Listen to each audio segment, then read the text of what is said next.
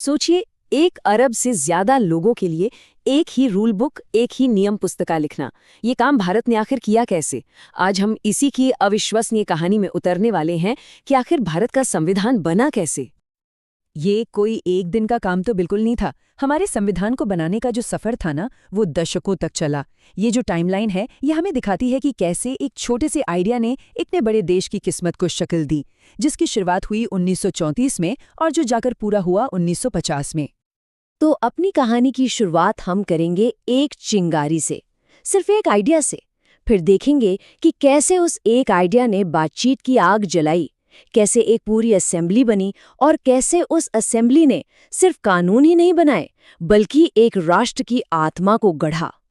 हर बड़ी कहानी की एक शुरुआत होती है ना? तो सवाल ये है कि भारत के संविधान की कहानी ये शुरू कहाँ से हुई? आखिर वो पहला विचार किसका था? तो ये थे M.N. रॉय, एक बहुत दूर की सोचने वाले विचारक, जिन्होंने 1934 में पहली बार ये आइडिया सामने रखा। उन्होंने एक कॉन्स्टिट्यूएंट असेंबली यानी कि एक संविधान सभा की कल्पना की। एक ऐसी सभा जो भारतीयों की हो और भारतीयों के लिए हो, मतलब लोगों का एक ऐसा ग्रुप जो एक साथ बैठे और देश के भविष्य के नियम तय करें। और ये आइडिया ये तो जंगल की आग की तरह फैल गया। 1938 आते आते जवाहरलाल नेहरू ने इसे कांग्रेस की ऑफिशियल डिमांड बना दिया और उन्होंने 2 बहुत जरूरी शर्तों पर जोर दिया। पहला, कोई बाहरी दखलंदाजी नहीं होगी और दूसरा, सभी वयस्कों को वोट देने का हक होगा। देखिए, मांग करना तो एक बात थी, पर ब्रिटिश साम्राज्य को इसके लिए मनाना, वो तो एक बिल्कुल अलग लड़ाई थी। तो चलिए देखते हैं कि बातचीत की ये पूरी बिसात ये बिछाई कैसे गई। ये एक बहुत लंबी और मुश्किल सौदेबाजी थी। 1940 में आया ऑगस्ट ऑफर, जिसमें अंग्रेजों ने पहली बार हाँ तो कहा, लेकिन कई शर्तों के साथ। फिर 1942 में क्रिप्स प्रपोजल आया, जो फेल हो गया। और आखिर में 1946 में कैबिनेट मिशन ने वो रास्ता दिखाया जिससे संविधान सभा एक हकीकत बन पाई। तो सवाल ये उठता है कि एक प्रपोजल फेल क्यों हुआ और दूसरा कामयाब कैसे हो गया? इसका जवाब है मुस्लिम लीग। वो भारत का बंटवारा चाहते थे। क्रिप्स प्रपोजल ने उनकी इस मांग को नजरअंदाज कर दिया, तो उन्होंने उसे सिरे से खारिज कर दिया। कैबिनेट मिशन ने भी बंटवारे को तो खारिज किया, लेकिन उसने मुस्लिम लीग को खुश करने के लिए कुछ ऐसी रियायतें दी जो उस वक्त उन्हें ठीक लगीं। तो चलिए, आखिरकार प्लान तो तैयार हो गया, लेकिन अब सवाल था कि ये असेंबली दिखेगी कैसी, इसमें कौन लोग बैठेंगे, पूरे देश की आवाज कौन बनेगा? जवाब था ये नंबर 389। पूरे अनडिवाइडेड इंडिया, मतलब अविभाजित भारत को रिप्रेजेंट करने के लिए 389 मेंबर्स। अब इन 389 सीटों को 2 हिस्सों में बांटा गया। 296 सीटें थीं ब्रिटिश इंडिया के लिए, यानी वो इलाके जहां सीधा अंग्रेजों का राज था, और बाकी 93 सीटें थीं प्रिंसली स्टेट्स के लिए, मतलब वो रियासतें जहां राजाओं का शासन था। और यहाँ एक बहुत इंटरेस्टिंग बात है, आम लोगों ने इन मेंबर्स के लिए सीधे वोट नहीं डाला था। जो ब्रिटिश इंडिया की 296 सीटें थीं, उनके लिए प्रांतीय विधानसभाओं के सदस्यों ने वोट दिया, और जो रियासतों की 93 सीटें थीं, वहां से मेंबर्स को नॉमिनेट किया गया।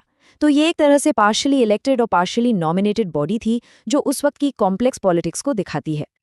तो जब 1946 में चुनाव हुए, तो नतीजे बिल्कुल साफ थे। कांग्रेस को मिली 208 सीटें, एक जबरदस्त जीत। लेकिन मुस्लिम लीग ने भी 73 सीटें जीतकर अपनी ताकत दिखा दी। अब ये तो साफ हो गया था कि आगे का रास्ता आसान बिल्कुल नहीं होने वाला। और फिर वो ऐतिहासिक दिन आया जब असेंबली की पहली मीटिंग हुई। लेकिन माहौल में जश्न से ज्यादा तनाव था। शुरुआत से ही एक गहरी दरार साफ नजर आ रही थी। जरा सोचिए, देश का भविष्य तय करने के लिए एक असेंबली बुलाई गई और देश का एक बहुत बड़ा हिस्सा उसमें आया ही नहीं। मुस्लिम लीग ने अलग पाकिस्तान की मांग करते हुए 9 दिसंबर 1946 की इस पहली मीटिंग का बॉयकॉट कर दिया, और इससे पूरी की पूरी प्रक्रिया पर एक बड़ा सवाल का निशान लग गया। अब लीडरशिप के बिना तो कोई भी असेंबली काम नहीं कर सकती। तो सबसे पहले सबसे सीनियर मेंबर डॉक्टर सच्चिदानंद सिन्हा को टेम्पररी प्रेसिडेंट बनाया गया। बाद में डॉक्टर राजेंद्र प्रसाद ने परमानेंटली ये जिम्मेदारी संभाली, और उनके साथ 2 वाइस प्रेसिडेंट्स भी थे। और फिर आया 1947 और सब कुछ बदल गया। भारत आज़ाद हो गया और इस आज़ादी ने संविधान सभा को वो ताकत दी जिसकी शायद उसने पहले कभी कल्पना भी नहीं की थी। आज़ादी का मतलब था कि असेंबली अब किसी के नीचे नहीं थी, वो एक फुली सॉवरेन बॉडी बन गई।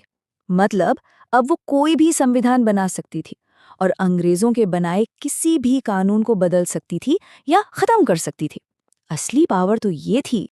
आज़ादी के बाद इस असेंबली ने दोहरी भूमिका निभानी शुरू कर दी। आप कह सकते हैं कि ये दो टोपियां पहनने लगी। जब ये संविधान लिखने बैठती तो इसके चेयरमैन होते थे डॉक्टर राजेंद्र प्रसाद, और जब ये देश के लिए आम कानून बनाने के लिए मिलती, मतलब भारत की पहली संसद की तरह काम करती, तब चेयरमैन होते थे जीवी मावलंकर। लेकिन इस आज़ादी की एक कीमत थी, बंटवारा। जब पाकिस्तान बना तो मुस्लिम लीग के कई मेंबर्स चले गए।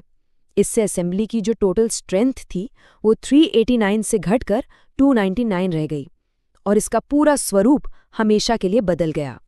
लेकिन ये असेंबली सिर्फ कानून नहीं बना रही थी, ये तो एक राष्ट्र की पहचान गढ़ रही थी, कुछ ऐसे जरूरी काम करके जो आज भी हमें भारतीय होने का एहसास दिलाते हैं। जरा सोचिए, हमारा तिरंगा, हमारा राष्ट्रगान, हमारे पहले राष्ट्रपति, ये सारे के सारे फैसले इसी असेंबली ने लिए थे। उन्होंने सिर्फ एक रूल बुक नहीं लिखी, बल्कि कॉमनवेल्थ में भारत की मेंबरशिप पक्की की और सच में एक राष्ट्र की पहचान को गढ़ा। और ये कोई छोटा मोटा काम नहीं था, इसमें लगे पूरे 2 साल, 11 महीने और 18 दिन।